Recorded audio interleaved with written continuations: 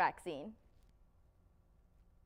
If you take a look around on your walk to and from campus, you might notice the amount of face masks lying on the ground. Murrow News 8 reporter Camryn tells us the effects littered masks have on the environment. On a college campus, it's probably common that face masks are required inside campus buildings. However, the real issue with that is where those face masks end up.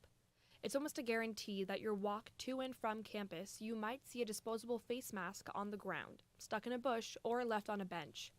While it could be an accident, it's definitely hurting our environment. We have all sorts of problems with microplastics in rivers, and there's lots of different kinds of masks, and I don't know what they're all made of, but I'm sure that they're not going to be good for the environment. According to a study that was published to the National Library of Medicine, said that 3.4 billion face masks are discarded every day, and even though they're labeled as disposable, they don't actually go away. Cara Whitman, a School of the Environment professor at WSU, said this issue is definitely hurting our environment, and just like any other item that doesn't get thrown away, there's always an impact.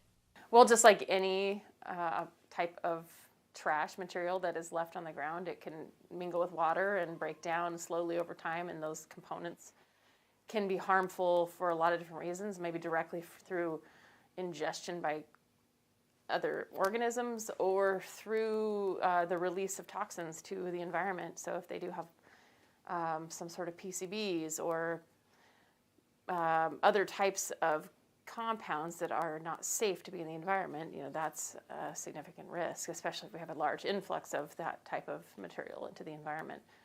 These littered face masks that get blown into rivers and streams are made up of multiple plastic fibers that will remain in the environment for decades. I took a quick walk around WSU's campus and collected 2 gallon-sized bags of littered face masks. Now that was just by myself in a matter of 30 minutes. Imagine if I walked around the entire city. Kynan Rattan is the president of the Environmental Club here at WSU, and he gives us some insight on how this is affecting our environment. Masks are made out of material that doesn't degrade, so once it's in the environment and it's sitting there, it's going to be there for a long time.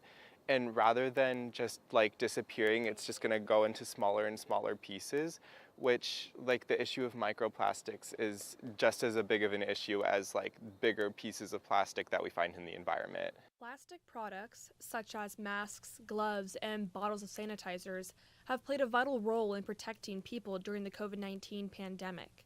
It could cause a surge in unwanted plastic washing up in ocean coastlines. A lot of the time, species will consume things with microplastics in it because it just leaches into different things. And once it's in their bodies, it doesn't really leave, and so it just builds up. This issue can be achieved by proper disposal of your personal protective gear, such as face masks. As recommended by the US FDA, reusable cloth face masks are the best way to go when protecting the environment from unwanted plastic. For Murrow News 8, I'm Camryn. A 22-year-old